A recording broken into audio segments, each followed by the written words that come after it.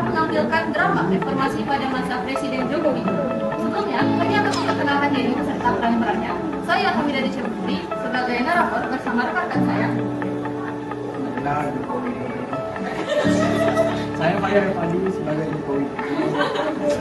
Saya Bukasar Fikri sebagai komandan PMPF. Basuki Hadi Mulyono dan mahasiswa 1. Saya Nayula Buryani sebagai DPR 2 dan mahasiswa 2. Saya Dinda Suci Kurniawan sebagai DPR 1, media massa dan warga. Saya Sundari sebagai pegawai birokrasi mahasiswa 4 dan media massa. Saya Rahmauli Harahap sebagai mahasiswa 3. Selamat menyaksikan.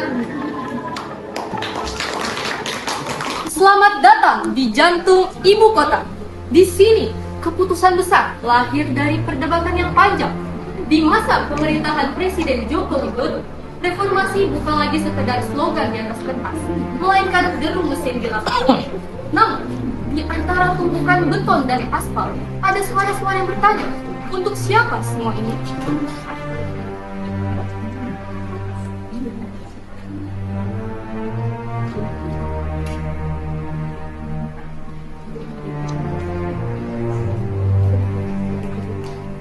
Pak, saya minta hasil laporan kita harus pastikan konektivitas antar wilayah tidak terganggu. Rakyat pelosok perlu dengarkan, tidak sebenarnya. Siap Bapak Presiden, kami akan mempercepat pembangunan jalan di wilayah timur. Dalam kendalanya, kendala utamanya adalah sinkronisasi dalam pemerintah daerah dan pengadaan yang sering alot. Interupsi Pak, kami di Dewan sangat menghargai pembangunan ini. Tapi tolong diperhatikan juga beban utang negara. Jangan sampai kita membangun gedung yang megah, tapi kita membiarkan dompet rakyat kosong karena inflasi dan juga beban bunga. Bukan ya, kita harus memperhatikan jangka panjang. Sampai inflasi kita tidak akan harga pokok di daerah kita tidak akan pernah turun jika tidak mulai membangun dari sekarang. Ini adalah investasi, bukan sekedar izin menambahkan Bapak. Di level birokrasi, kami berusaha menggunakan sistem digital untuk transparansi anggaran. Namun, jujur saja, perpindahan dari manual ke digital itu memerlukan waktu, dan beberapa rekan kerja di lapangan masih sulit untuk beradaptasi.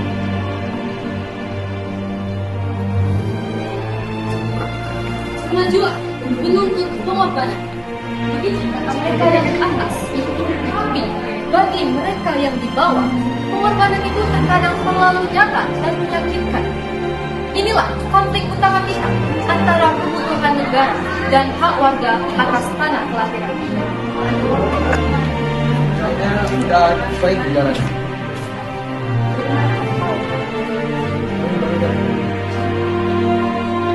Pak Menteri, lihat kami, tanah ini adalah satu-satunya warisan dari kakek kami, Pak. Kenapa atas pembangunan strategis kami harus terusir dengan kompensasi yang tidak seberapa itu? Betul Pak, apakah aspal itu lebih berharga daripada kehidupan kami?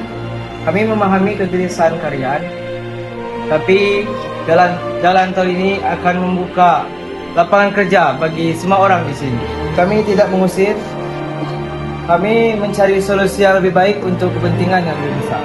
Dengan siapa, Pak? Tolong jangan jadikan kami asing di rumah kami sendiri.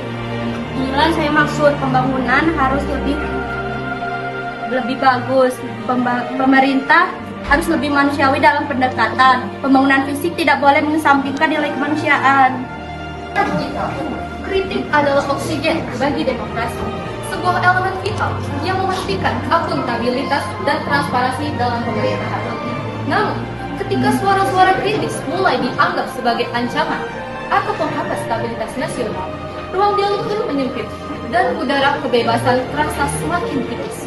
Pertanyaan fundamental muncul, di mana letak garis pemisah antara kebebasan berekspresi yang sah dan kekhawatiran akan ketertiban umum?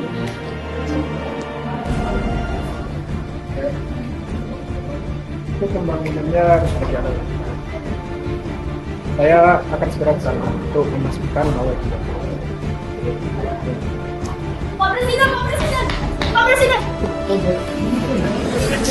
Pak Presiden, Putri mau bertanya ke ketiga kali saya saat ini. Apakah kebebasan berpendapat masih menjadi prioritas Bapak? Ya betul, kami ingin pembangunan ini tanpa membungkam suara. Demokrasi bukan hanya tentang pembangunan fisik, Pak, tapi tentang hak kami untuk menyuarakan ketidakadilan, Pak. Ya gimana Bapak kami? Keadilan. Saya sangat terbuka. Tapi kita harus tahu kritik yang membangun dan kritik yang memecah belah. Stabilitas diperlukan agar pembangunan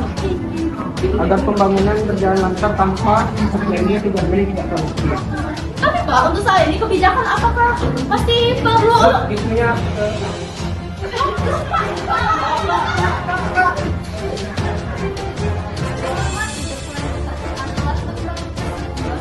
Sekarang, mari kita dengar suara dari setiap daerah negeri ini.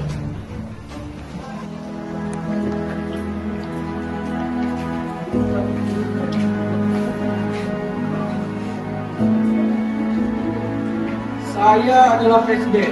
Saya pemimpin masa depan. Infrastruktur adalah fondasi agar Indonesia tidak tertinggal. Namun saya sadar pembangunan itu harus berada di atas tanah yang adil. Saya dari Kementerian PUPR, kami akan bekerja keras di lapangan, memastikan semua anggaran infrastruktur benar-benar berubah menjadi kemudahan yang bagi rakyat.